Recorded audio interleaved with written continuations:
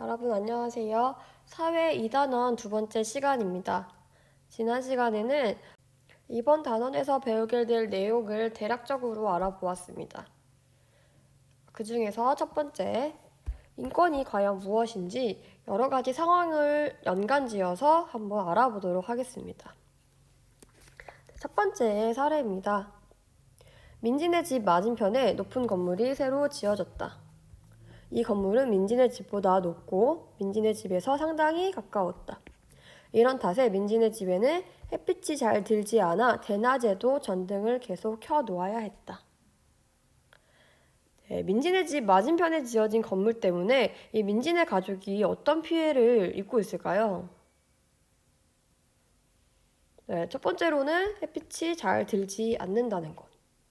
그리고 예상할 수 있는 피해로는 이 건물들이 민진의 집에 가까이 지어졌기 때문에 지금 여기 사람들 그림자 보이시죠?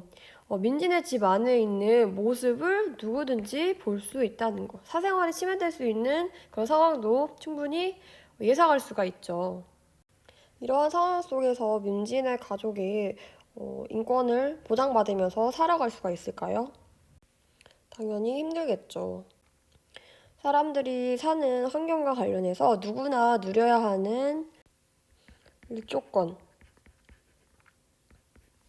어느 정도 햇빛을 받을 수 있는 권리야, 쉽게 말해서. 그리고 사생활 보호가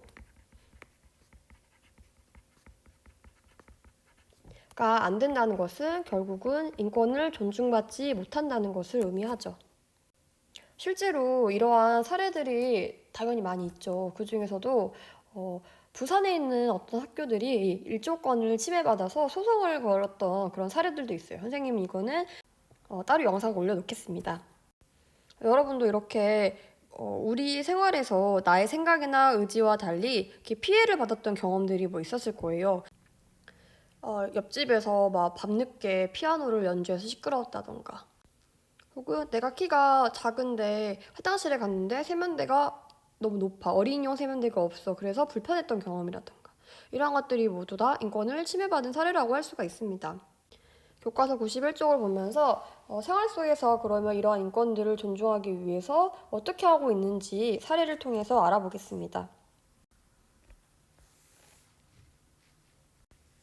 모든 사람은 태어나면서부터 인간답게 살 권리가 있으며 어떤 이유로도 인간답게 살 권리를 침해당해서는 안 된다. 이처럼 사람이기 때문에 당연히 누리는 권리를 인권이라고 한다. 이렇게 인권은 내가 인간이기 때문에, 사람이기 때문에 당연히 누리는 권리입니다. 그렇기 때문에 사람들의 다양한 조건들을 고려를 해서 배려해주고 어떤 이유든지 간에 그러한 조건들로 하여금 내가 피해받거나 차별받지 않아야 된다는 것이에요. 교과서에 나와 있는 예를 살펴보겠습니다. 첫 번째로는 키가 작은 어린이를 위해서 낮은 세면대를 설치한다. 이거는 법으로 이렇게 정해져 있어요. 공중 화장실 등에 관한 법률에서 보면은 세면대뿐만 아니라 어린이용 대변기, 소변기를 설치하여야 하고, 그리고 화장실에 영유아용 기저귀 교환대도 설치하여야 한다라고 이렇게 법에 정해져 있어요. 두 번째로는 노약자와 몸이 불편한 사람을 위해 공공장소에 승강기를 설치한다. 건축법에 따르면은 6층 이상의 건물을 건축하려면은 승강기를 설치해야 한다라는 그런 조항도 실려 있습니다. 이러한 조항은 몸이 불편한 사람들의 인권을 지켜주기 위한 조항이겠죠. 그리고 세 번째로는 장애인을 위해 장애인 안전 전용 주차 구역을 따로 만든다. 가끔 양심 없는 사람들이 장애인 주차 구역에 비장애인임에도 불구하고 주차하는 사람들이 있어요. 그런 사람들을 이제 적발이 되면은 벌금을 물기도 하는 것이죠. 그리고 마지막으로 임신, 출산 등으로 직장 생활을 잠시 쉬어야 할 때 이를 법적으로 보장한다. 이렇게 출산휴가라는 것을 법적으로 보장함으로써 임산부들의 인권을 보장해주는 것이죠. 이 교과서에 보여지는 사례 외에도 예를 들어서 신호등에 시각장애인용 청각신호기를 설치한다던가 이런 것들도 역시 인권을 보장하기 위한 생활 속의 모습이라고 할 수 있습니다. 이런 것들이 점점 더 늘어나야겠죠. 왜냐하면은 인간이기 때문에 누구나 존중받고 인간답게 살아가야 하기 때문입니다. 교과서 92쪽입니다. 인권은 태어날 때부터 모든 사람에게 평등하게 보장되는 것이며 다른 사람이 힘이나 권력으로 함부로 빼앗을 수 없다. 그러므로 우리는 누구나 안전하게 행복을 누리며 살아갈 권리가 있다. 모든 사람은 나와 똑같은 권리가 있으므로 다른 사람의 권리를 존중하는 태도가 중요하다. 지금 교과서 92쪽의 그림을 보시면은 무엇을 나타내고 있는 걸까요? 그렇죠. 지구촌에 사는 다양한 사람들의 모습을 나타내고 있죠. 종교도 다를 것이고 직업이나 성별 등 어떤 다양한 조건들이 있죠. 자, 이러한 다양한 조건임에도 불구하고 인권이란 모든 사람에게 평등하게 주어지는 것이고 다른 사람이 함부로 빼앗을 수 없는 권리이다라는 것을 얘기하는 거겠죠. 그런데 이런 사람이 있어요. 나는 인권이 있기 때문에 내가 하고 싶은 대로 하면서 살 거야.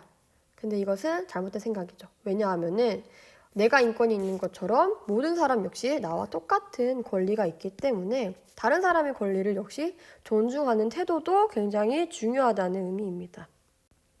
그렇다면은 여러분들 같은 어린이에게도 어른처럼 인권이 있을까요? 그렇죠. 당연히 있겠죠. 옛날 같은 경우에는 이러한 어린이의 인권을 종종 무시한 사례들이 있었어요. 그래서 유엔에서는 아동 권리 협약을 만들어서 이 어린이의 권리를 보호하고자 했습니다. 자, 교과서 93쪽을 읽어보겠습니다. 어린이의 인권을 보호하기 위한 약속도 있을까?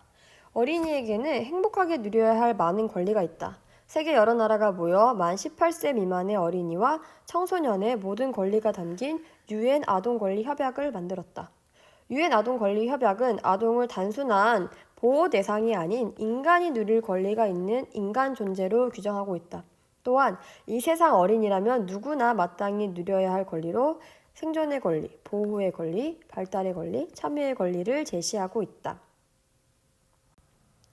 네, 옛날에는 이 아동을 우리가 보호해야 될 약한 그런 존재야, 미성숙한 존재야 라고 생각을 했었는데 이제는 같은 인간으로서 당연히 어린이도 존중받아야 하며 누려야 할 권리가 있다라고 생각을 하면서 이러한 아동 권리 협약을 만든 것입니다. 구체적인 이 협약의 내용을 간단하게 살펴보자면은 예를 들어서 안전한 주거지에서 살 권리도 당연히 있겠고요. 그리고 과도한 노동 금지. 이제 종종 이제 어린이들을 이용해서 이렇게 과도한 노동을 시켜서 돈을 버는 그런 아주 나쁜 사례들도 있기 때문에 과도한 노동을 금지시켜야 한다라고 얘기를 하고 있고요. 그리고 교육을 받을 권리, 그리고 자기의 영향을 미칠 수 있는 문제에 대해서 말할 권리, 이런 권리들이 있습니다. 네, 이렇게 지금까지 인권이 무엇이며 우리 주변에서 인권을 지키기 위한 모습에는 어떤 것들이 있었는지 살펴봤습니다. 자, 다음 시간에는 이러한 인권을 신장하기 위해 노력했던 옛사람들의 활동들을 살펴보겠습니다.